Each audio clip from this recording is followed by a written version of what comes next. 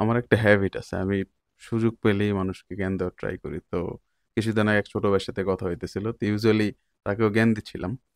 তো এমন সময় সে হঠাৎ একটা কোয়েশ্চেন করলো যে, আমাদের তো অনেক সার্কেল থাকে। ফ্রেন্ডদের একটা সার্কেল থাকে, কাজিনদের একটা সার্কেল থাকে, যদি জব করি কলিগদের একটা সার্কেল থাকে।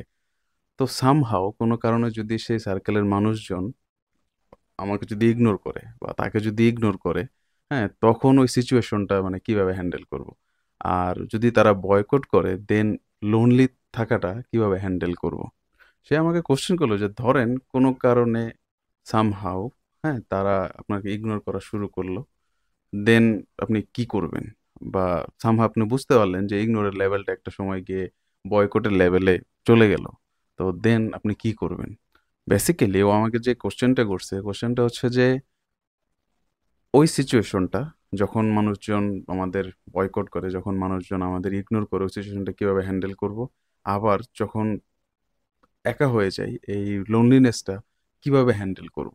দেন আমি তাকে যেটা বললাম সেটা হচ্ছে যে আমাদের ইউজুয়ালি ১-২ টা সার্কেল থাকে না। আমাদের ফ্রেন্ডদের মধ্যে অনেক সার্কেল থাকে। স্কুলের একটা সার্কেল থাকবে, কলেজের একটা সার্কেল থাকে, ইউনিভার্সিটির একটা সার্কেল থাকে। আবার কাজিনদেরও যেকোনো একটা সার্কেল থাকে না। কাজিনদের মধ্যে গ্রুপিং থাকে। কাজিনদের মধ্যে বাবা-মার বাবার একটা পার্ট থাকে।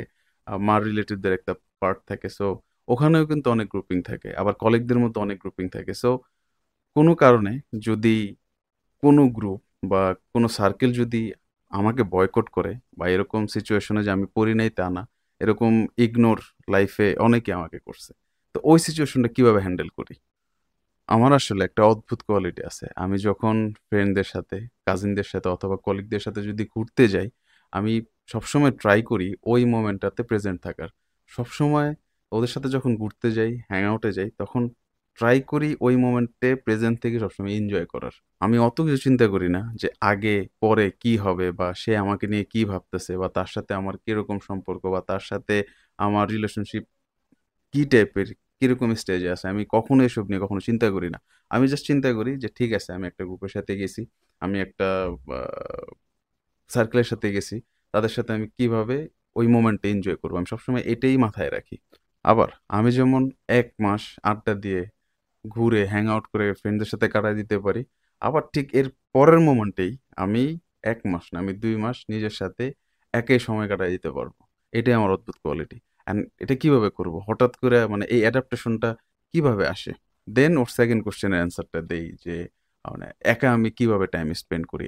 অনেকে হয়তো এই জিনিসটা মানবে না বা অনেকে হয়তো এই জিনিসটা অ্যাকসেপ্ট করবে না যে একা থাকার মধ্যেও যে একটা পিস আছে, একটা মানে শান্তি লাগে। এই জিনিসটা অনেকেই মানবে না।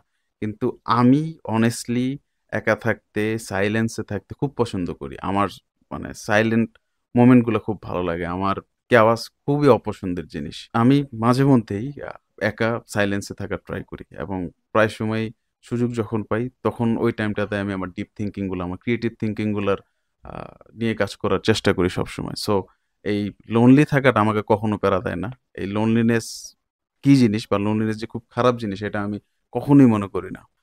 আমি যখন লোনলি টাইম কাটাই, আ আমি যখন একা থাকি, আমার সেই ফ্রেন্ড সার্কেল, আমার সেই রিলেটিভস, আমার সেই কাজিন আমার সাথে কিরকম সম্পর্ক, তার সাথে আমার ভালো সম্পর্ক না খারাপ সম্পর্ক, আমি এগুলো নিয়ে একদমই ভাবি না।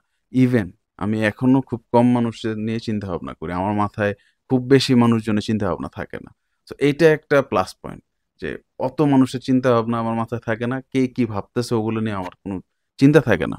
আসলে কে কি ভাবলো, কার সাথে আমার কিরকম সম্পর্ক, এইসব নিয়ে আমার ওরকম টাইমও নাই আর ওরকম স্কোপও নেই ওসব নিয়ে ভাবার।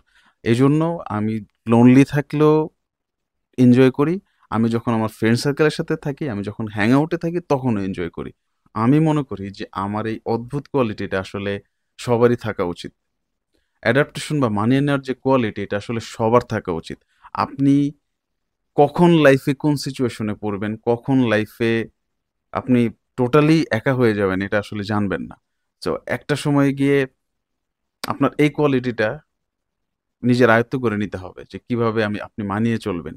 হঠাৎ করে আপনার ১০, ১৫, ২০ জন ফ্রেন্ড হয়তো ৬ মাস পরে গিয়ে দেখলেন আপনার লাইফে কেউ নাই। তো তখন কি করবেন? তখন এই লোনলিনেস এ আপনি বসে থাকবেন। অ্যাকচুয়ালি অ্যাডাপ্টেশন বা মানিয়ে নেওয়ার কোয়ালিটিটা থাকলে লাইফে চলতে ফিরতে অনেক অবস্টেকলস বা অনেক বাধা ইজিলি পার করা যায়। আপনি জানেন না কখন কি সিচুয়েশন আপনার জন্য ওয়েট করতেছে। সো এই অদ্ভুত কোয়ালিটিটা আপনার থাকা উচিত আমি মনে করি। যদি এটা নিয়ে কোনো কিছু বলার থাকে তাহলে কমেন্টে বলতে পারেন। ইদানিং অনেক বেশি ব্যস্ত থাকি, তাই রেগুলার আসলে ভিডিও করা হয় না। তো হঠাৎ করে মনে হলো যে এই জিনিসটা নিয়ে একটু কথা বলি।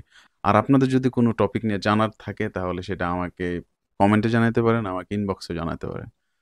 দেখা হবে নেক্সট কোনো ভিডিওতে। Thank you. আসসালামু আলাইকুম।